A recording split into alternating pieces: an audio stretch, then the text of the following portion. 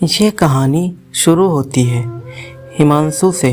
वह अपने भाई की शादी में जाने के लिए मुंबई रेलवे प्लेटफार्म पर अपनी ट्रेन आने का इंतज़ार कर रहा था कि तभी एक लड़की उसके पास आकर पूछती है, ये मुंबई से हावड़ा जाने वाली ट्रेन कितने बजे तक आएगी?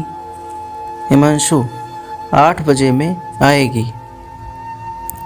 वह लड़की फिर वहीं प्लेटफार्म पर ही बैठ जाती है और ट्रेन आने का इंतज़ार करने लगती है।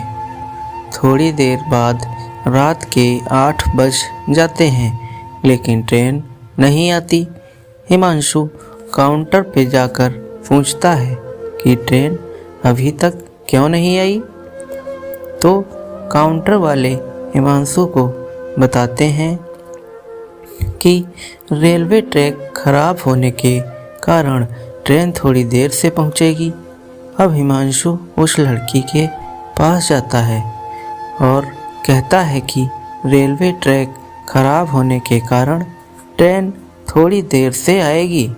वैसे आपको जाना कहाँ है? लड़की, मुझे वर्धमान जाना है। हिमांशु, मैं भी कोलकाता जा रहा हूँ अपनी भाई के शादी में। दोनों ट्रेन आने का इंतज़ार करने लगते।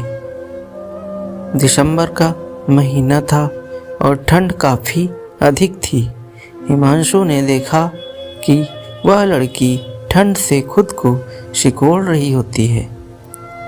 हिमांशु 2 चाय लेकर उसके पास जाता है और कहता है, ठंड थोड़ी ज़्यादा है, क्या आप चाय पीना पसंद करेंगी? लड़की, थैंक यू।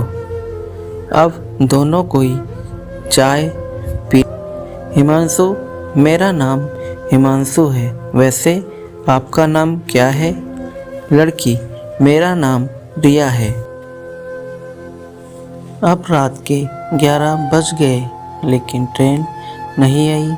हिमांशु ने रिया से कहा कि चलो हम वेटिंग हॉल में जाकर बैठते हैं, यहाँ पे ठंड भी बहुत लग रही है। दोनों वेटिंग हॉल में जाकर बैठ जाते हैं। थोड़ी देर बाद रिया सो जाती है।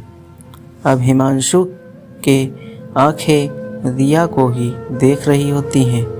रिया की गुलाब की पंखुड़ियों जैसी होठों और उसके मासूम से चेहरे को देखकर हिमांशु के दिल में कुछ होने लगा। हिमांशु ने खुद को संभाला और रिया की तरफ से अपनी नज़रें हटाई। रात के 1 बजे ट्रेन प्लेटफार्म पे आती है। हिमांशु तुरंत जाकर रिया को उठाता है और फिर दोनों ट्रेन में जाकर बैठ जाते हैं। रिया हिमांशु से पूछती है, आप मुंबई में क्या करते हो? हिमांशु, मैं एक कंपनी में जॉब करता हूँ। और आप क्या करते हो? रिया, मैं अभी मुंबई से होटल मैनेजमेंट की पढ़ाई कर रही हूँ। दोनों एक दूसरे से बातें करने लगे और बातों ही बातों में रिया ने हिमांशु से पूछा कि आपकी शादी हो गई क्या? हिमांशु मुस्कुराते हुए कहता है, नहीं, अभी तक तो नहीं हुई। रिया, आपकी कोई गर्लफ्रेंड है? हिमांशु, नहीं, मेरी कोई गर्लफ्रेंड नहीं है, वैसे कोई लड़की मुझे मिली ही नहीं। रिया, कैसी लड़की चाहिए आपको? ज़रा हमें भी। हिमांशु, बिल्कुल आपकी जैसी। रिया, मेरे जैसी ही क्यों? हिमांशु, आप बहुत ही प्यारी और मासूम हो और आपकी ये प्यारी प्यारी बातें मुझे अच्छी लगती हैं। रिया, अच्छा जी, ये बात है। तो चलिए अब हम आपके लिए कोई मासूम ही लड़की ढूंढती हूँ। आप अपना फ़ोन नंबर हमें दे दो ताकि लड़की मिलने के बाद कांटेक्ट हो सके। हिमांशु तुरंत अपना फ़ोन नंबर रिया को देता है। थोड़ी देर बाद रिया सो जाती है, लेकिन हिमांशु को नींद नहीं आती। वह सिर्फ रिया को ही देखता रहता है। ऐसा लगता है मानो हिमांशु के दिल में रिया के लिए प्यार का फूल खिल रहा हो। हिमांशु उस पल अपनी आंखों में कैद कर रहा था।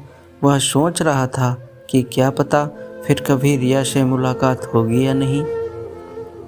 अब सुबह हो गई थी। ट्रेन वर्धमान पहुंचने वाली थी।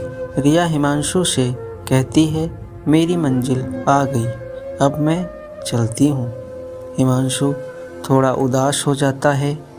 उसे ऐसा लगता है कि कोई अपना उसे छोड़कर जा रहा है।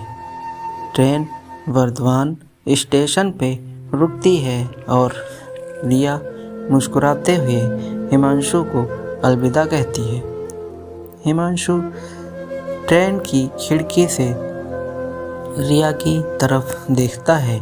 रिया भी हिमांशु को आखिरी बार पीछे मुड़कर देखती है।